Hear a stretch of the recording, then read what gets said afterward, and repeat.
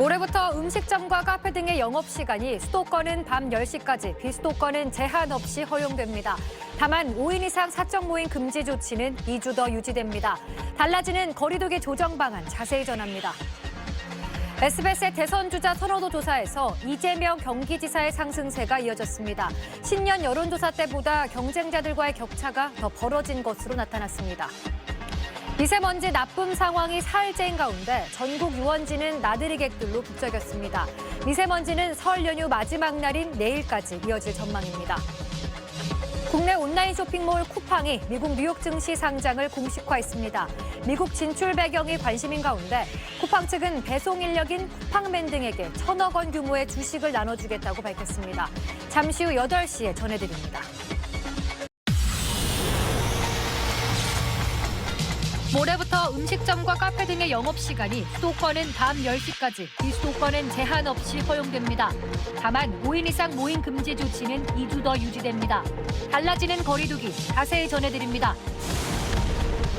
SBS의 대선 주자 선호도 조사에서 이재명 경기지사의 상승세가 이어졌습니다. 신년 여론조사 때보다 경쟁자들과의 격차가 더 벌어진 걸로 나타났습니다.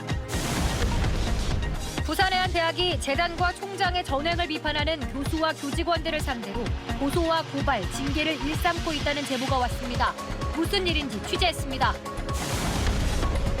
위안부는 자발적 매춘부라고 주장한 하버드 법대 교수가 고노다마로 일본 정부조차 인정했던 강제동원도 전면 부정했던 걸로 추가 확인됐습니다.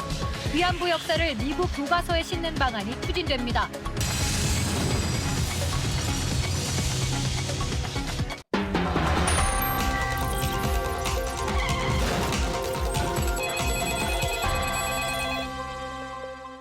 부산의 한 대학에서 교수와 교직원들이 무차별적인 고소와 징계를 당하고 있다는 제보가 왔습니다. 재단과 총장의 비리를 비판하는 시위를 하다 걸리면 교수들에게 벌점까지 매겼다는데 학교에서 무슨 일이 벌어지고 있는 건지 김민정 기자가 취재했습니다. 오늘 오후 서울 도심에서 당나귀 떼가 출몰해 한동안 거리를 누볐습니다. 전남 순천에선 성묘객이 낸 걸로 보이는 산불도 이어졌습니다. 사건 사고 소식 김상민 기자가 종합했습니다. 연휴 사흘째인 오늘 날씨는 봄이 다가온 것처럼 포근했지만 하늘은 미세먼지로 뿌연 하루였습니다. 날씨가 많이 풀린 만큼 주요 관광지에는 그동안 답답했던 마음을 풀려는 나들이객들로 붐볐는데요. 연휴 풍경을 하늘에서 담아봤습니다. 홍영재 기자입니다. 중국은 우리보다 상황이 조금 더 심합니다. 미세먼지로 앞이 잘 안 보이면서 일부 고속도로는 봉쇄할 정도였는데요. 중국 당국은 춘제를 맞아 곳곳에서 터뜨린 폭죽을 공기오염의 한 원인으로 직목했습니다. 베이징에서 김지성 특파원입니다. 국내 온라인 쇼핑몰 업체인 쿠팡이 미국 뉴욕 증권거래소에 상장을 위한 신고서를 제출했습니다.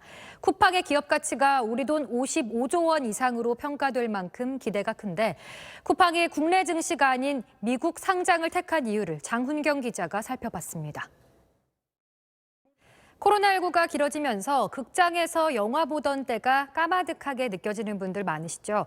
그래서 요샌 집에서 영화를 즐기는 홈 시네마족이 늘고 있는데 이 흐름에 맞춰서 영화관이 이젠 팝콘을 배달하기 시작했습니다. 전현남 기자입니다. 오늘부터 공인중개사가 집 매매 계약을 할 때 세입자의 계약갱신 청구권 행사 여부를 매도자로부터 확인하고 매매 계약서에 기재해야 합니다.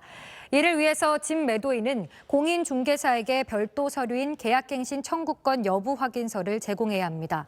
이 서류에는 집이 매매되는 시점에서 세입자가 계약갱신 청구권을 행사했는지 또는 할 예정인지 아니면 아직 결정하지 않았는지 등을 기재하게 됩니다.